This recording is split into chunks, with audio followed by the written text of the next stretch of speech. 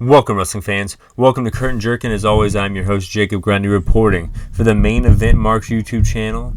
You can also check me out on Spotify. I think I'm on Apple Music. I never check Apple Music. Someone check for me and let me know, please.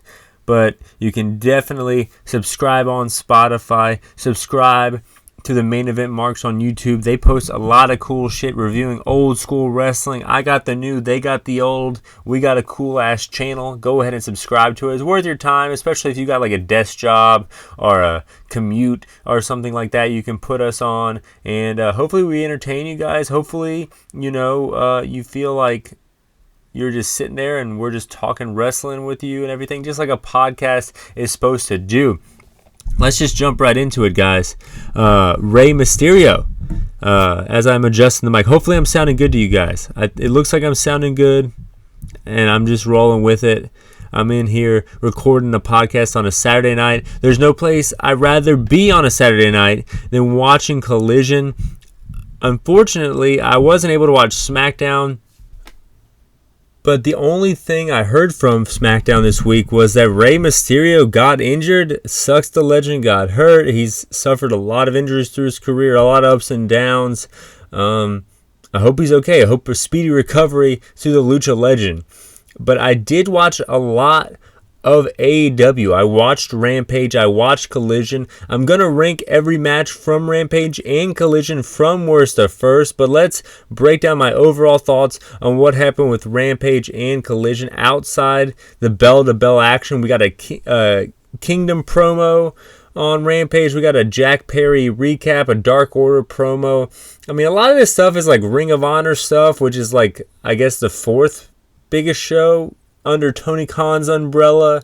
That's kind of bleeding on to Rampage. It just kind of, the whole show felt very skippable. I didn't miss the show when I took a 2-week absence from watching Rampage, and then when I watched it again, I mean, don't get me wrong, the matches were solid, but it just felt skippable, which isn't good. You know, you're staying up late on a Friday night, you're watching something at 10 p.m. You don't want it to feel skippable. You want it to be good. You want it to be entertaining. But AEW Collision felt like anything but skippable. Darby Allin promo off the top, MJF cutting a good promo, and then going right into Dax Harwood cutting a good promo, setting up a killer main event that we're going to talk about later. The song kicks in. I get fucking excited, man. I think Collision might be my favorite wrestling show week to week for sure. Miro gets attacked by Aaron Solo, but Aaron Solo ends up being the one that regrets the whole melee. And then Miro always leaves me cracking up. After he's done taking care of his business, so to speak, he yells, "Shivani!" Like he wants to continue to conduct this backstage interview after he was assaulted. But Shivani had made his way to the ring because he was interviewing CM Punk in the ring. He gets cheered. CM Punk comes out, gets cheered. I'm thinking it's Hartford, Connecticut.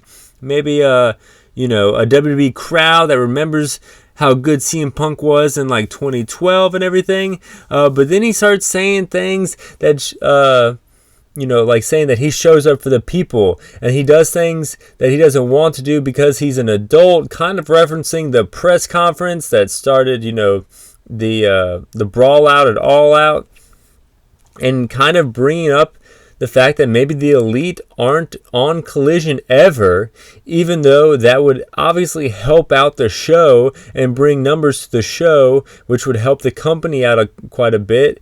And he gets booed, but I kind of agree with him, man. It's like, you guys know that you started this company. You guys, brag that you're the Elite within the All Elite Wrestling. Well, then be Elite. Show up on a goddamn Saturday and wrestle just to be in a building with somebody that you don't want to wrestle. You're going to be in that building in Wembley.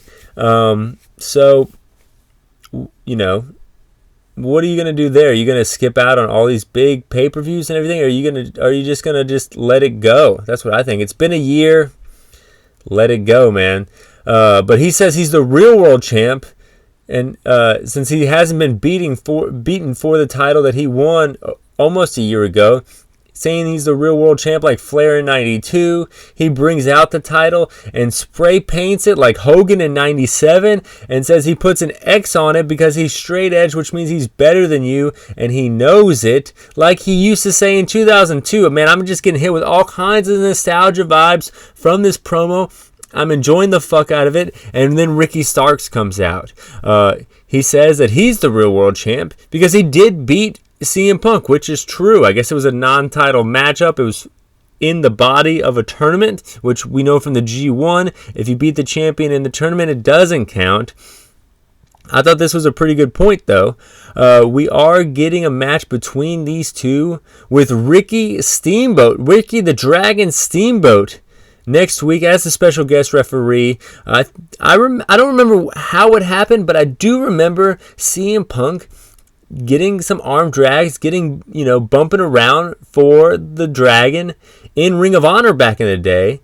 They hinted at something like that, but I can't remember really what it was. I know that Ricky Steamboat was a fixture in WWE when CM Punk was a fixture in WWE backstage, of course. But, all this is hearsay, because next week is going to be dead in the water because it's literally happening on the same time as SummerSlam. There's a wrestling show on TV that's the same time as SummerSlam. It's going to be interesting to see these numbers because I think they're going to be like bottom of the barrel kind of numbers. I'm going to give my predictions for SummerSlam next show, but as excited as I am to see Ricky Starks and CM Punk, I kind of feel like I would just be getting a crazy case of FOMO if I was home on a Saturday night, not just watching SummerSlam with the rest of the wrestling world. It's going to be a great match to watch. This CM Punk and Ricky Starks match. Sunday morning is going to be a great time to watch that match. Saturday night when it's actually airing, I'm going to be tuning in to see who's the head of the table. Is it Jey Uso? Is it Roman Reigns? I'm going to be tuning in to see. I don't even know all the matches on SummerSlam, but it's just a big fucking deal. It's in Detroit. It's a stadium show. I'm watching that show, and then I'm watching Collision. But let's run down every single match from Rampage and from Collision from worst to first. 10 big matches here, and the worst one of them all, the Kingdom versus Hayden Backlund, wrestled for 4 years here, and this was kind of his big break, and I hope I'm saying this right. Young Min Lee, he's been around 3 years, popped up in GCW, but this was his big break. The Kingdom makes short work. Joe and Gravity. Gravity wrestled on ROH. He impressed me on ROH, got the victory. Kind of got beat by Pac real quick, and then kind of got beat by Joe real quick. So he's making the rounds, jumping on every AW program he can. But this was his worst match, I would say. Pulling off some bullshit, walking slowly, ends up looking foolish, and gets hit with a standing senton. Joe wins. Number 8, Mercedes Martinez and Kiera Hogan. In the I bet you forgot these two ladies worked for this company match. This just shows you that this company doesn't know what the hell they're doing with this women's division. To have these two ladies just sit on the shelves for months, these two ladies, one was a fixture in Impact Wrestling, one was a fixture in the old school ROH, brought on to NXT. These two ladies should be pushed. You had Jamie Hayter right there with the world with the world title, I should say. And it didn't seem like you knew what to do with her because she was stuck in this like faction warfare when she was supposed to be a single star. You gave her the singles title to kind of maybe elevate her. You didn't do the obvious Britt Baker versus Jamie Hayter feud because Britt Baker wants the spotlight thing, but you also could have done matches with Mercedes Martinez, with Kiera Hogan the whole fucking time. I'm going to end the rant here because Mercedes chokes out Hogan, gets the victory, doesn't let go. Chris Statlander runs out because she's seen enough, but Chris Statlander, like a dummy, checks on Hogan before Mercedes even left the ring. She ends up getting hit with her own fucking world title, her own TBS title. Willow comes out, and you have 3 ladies out there trying to just keep Mercedes at bay, and I'm loving this. TBS championship, it seems like, I like that title picture better than I like, I would say, the AEW Women's World Championship picture at this point. Number 7, Juice and the Guns versus Action, Darius, and Vikingo. Ass Boy chants fill the Connecticut air as they whip out a Jay White cardboard cutout, which was pretty funny. I remember back in the day, the New Age Outlaws, whenever one of them was out, they would bring like a blow-up doll with them. So I feel like they're kind of paying homage to their daddy, so to speak, with this cardboard cutout a little bit. Vikingo getting launched into the air by his teammates who are standing on the second rope, launching him over the turnbuckle to the floor to hit a big senton. Wasn't enough though. The Guns hit the 310 to Yuma and get the victory. That's number 7. Number 6, Darby Allin versus his mystery opponent, which ends up being Minoru Suzuki. Sunset Flip 1-2. Suzuki kicks out. Suzuki can't hit the Gotch pile driver. Coffin drop attempt from Darby Allin gets him caught in mid-air into a sleeper from Suzuki, but then Darby just rolls back and pins Suzuki 1-2-3. Darby Allin steals one. Number 5, making the top 5 here, Commander versus Kip Sabian from Rampage. Commander shooting star press, no one home. Kip Sabian with the springboard moonsault, running knee, standing shooting star 1-2. Commander kicks out. Penelope Ford raking the eyes of Commander like a dirty rotten Jezebel. 1-2. Commander kicks out of that, hits the tightrope shooting star, gets the victory. 1-2-3. Solid match here. I like the storyline. Can't hit the cool move that everyone loves him to do, but then can hit it and gets the victory. Simple, good. I like that shit. The main event of Rampage is making the Mount Rushmore of matches in this countdown. Hikaru Shida versus Nyla Rose. This match was a lot better than what I thought it was going to be going into it. The crowd seemed a little dead though. Brawling on the outside, back in the ring, Shida lands a suplex to the larger athlete. Chokeslam by Nyla, 1-2, no. Shida hits a Falcon Arrow, 1-2, no. Falcon Arrow off the top. Maria Shafir puts Nyla Rose's foot on the rope to break at the pin. Shida lands a big running kick, 1-2-3, gets the victory, and then the Outcasts come out to kind of tease and talk shit to Hikaru Shida. I couldn't really figure out why, but then I realized that they're going to wrestle each other at Dynamite 200. I think the longest reigning women's champion versus the current women's champion. I'm down. Sign me up. Number 3, making the podium this week on this countdown list, on the ranking every match from worst to first, the tag team battle royal from Rampage. This was the best part of Rampage in my opinion. Right away I noticed Big Bill and Brian Cage, they were teaming up. So something that happened in the mystery partner tag team tournament is now long term. I guess that might be the theme of the weekend here. This mystery tag team tournament, creating things that could be longer, much longer than the tournament, it looks like. Everyone is happy with this team, unless you're Lee Moriarty, of course. I'm sure you don't like Big Bill and Brian Cage teaming up. Winner of this gets a tag title shot. Hardy Boys are one of the teams. Interesting to see them just, ranked here in this, battle royal on Rampage. Satnam Singh out there. This could be the biggest match in his career a little bit. Of course he was in some six-mans, but he was out there the whole time during this. He ends up getting thrown out by Cage, Bill, and Jeff Hardy. So he gets thrown out, but he gets thrown out by the Ultimate Winners and, former world champion here. So he, booked kind of strong here. Butcher and Blade end up throwing out Jeff Hardy, and I think that Blade plays a role in these battle royals because he does so well in them. He might be the ring general, if you will, in these battle royals. Might be the glue that holds all this craziness together. Maybe backstage a little bit, I don't know. Powerbomb, clothesline combo from the big guys. That looked awesome. Chokeslam clothesline combo looked like shit, but it was enough to get the Blade out, and Butcher got thrown out somewhere in there as well.